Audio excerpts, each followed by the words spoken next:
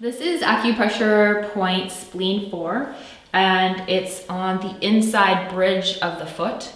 So you want to find the inside, the bridge of the foot here, and notice there's like two sides to the bridge. There's the front where it hits the big toe bone here, and you follow the bridge and you'll feel another ridge here. So you want to push on the back end of the ridge along this inside of the bridge of the foot.